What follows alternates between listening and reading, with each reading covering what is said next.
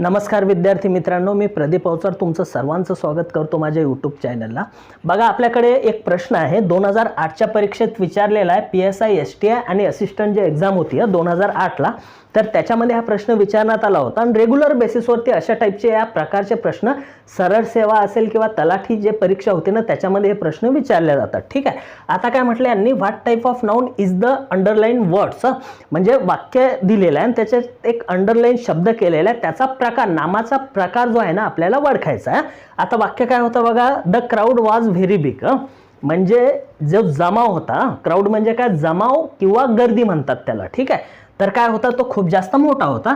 आता या क्राऊडचा अर्थ होते बघा जमाव, किंवा याला दुसऱ्या याच्यामध्ये म्हटलं जाईल गर्दी। आता एक साधी सरळ गोष्ट आहे, मला एक सांगा, जमाव, एक माणूस जर एका जागी उभा राहिला त्याला आपण जमाव किंवा गर्दी म्हणू शकतो का? नाही म्हणू शकत। एकापेक्षा दोन राहिले तरी सुद्धा नाही म्हणू शकत, बट दोन पेक्षा तीन राहिले, चार राहिले, 5, 10, 15, 20, 25, 100, 500 एवढे लोक जेव्हा एका जागी जमतात ना, त्या सर्व लोकांना एकत्रितरित्या आपण काय म्हणतो, जमाव किंवा गर्दी म्हणतो। आणि एकत्रितरित्या भरपूर लोकांना, वस्तूंना, ठिकाणाला ज्या नावाने ओळखले जाते ना त्या नामाला काय म्हणतो आपण, समूहवाचक नाम म्हणतो। म्हणजे इंग्लिशमध्ये त्याला काय म्हणू आपण, कलेक्टिव्ह नाउन, समूहवाचक नाम। मग या वाक्यामध्ये हे कुठलं झालं माहिती आहे का, हे कलेक्टिव्ह नाउन झालेलं आहे। म्हणजे आपला आन्सर कुठलं यायला पाहिजे, 3 नंबरचं ऑप्शन जे आहे ना हे आहे कलेक्टिव्ह नाउन। म्हणजे 3 नंबरचं आन्सर आपलं यायला पाहिजे, बरोबर आहे। आपण फक्त शब्दावरनं कुठला शब्द होता त्याचं जे आहे ना आपण त्या नामाचा प्रकार ओळखला। एक एक ऑप्शन बघू। कॉमन नाउन म्हणजे काय असते, सामान्य नाम। बॉय म्हणजे काय, मुलगा। गर्ल म्हणजे काय, मुलगी। मॅन म्हणजे काय, पुरुष। आणि वुमन म्हणजे काय, स्त्री, बरोबर आहे। मी जर बॉय म्हणत असेल तर मी कुठल्या मुलाचं नाव घेतलं का, त्या मुलाच्या प्रकारामध्ये 1 वर्षापासून 15 वर्षापर्यंत किंवा नुकताच जन्मल्यापासून 40 वर्षापर्यंत कोणास लग्न नाही झालं, 100 वर्षापर्यंत नाही लग्न झालं, त्याला बॉय म्हणू आपण।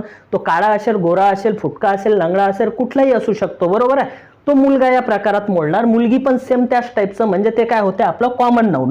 त्यामुळे हे ऑप्शन नाही आहेत। त्याच्यानंतर बघा, प्रॉपर नाउन म्हणजे काय असते, विशेष नाम। विशेष नाम म्हणजे काय, राम, श्याम, गीता, सीता, माधुरी, शाहरुख, अजय, हे विशेष नामात। विशेष नाम म्हणजे काय, एखाद्या वस्तूला, व्यक्तीला, ठिकाणाला ज्या नावानं ओळखतो आपण त्याला विशेष नाम किंवा प्रॉपर नाउन म्हणतो। म्हणून हे ऑप्शन 2 वाला येणार नाही।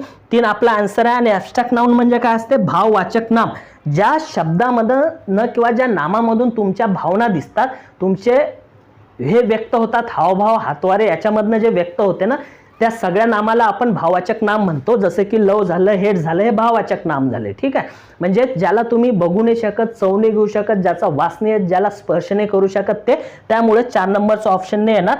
तर कलेक्टिव्ह नाउन म्हणजे काय की जे आपलं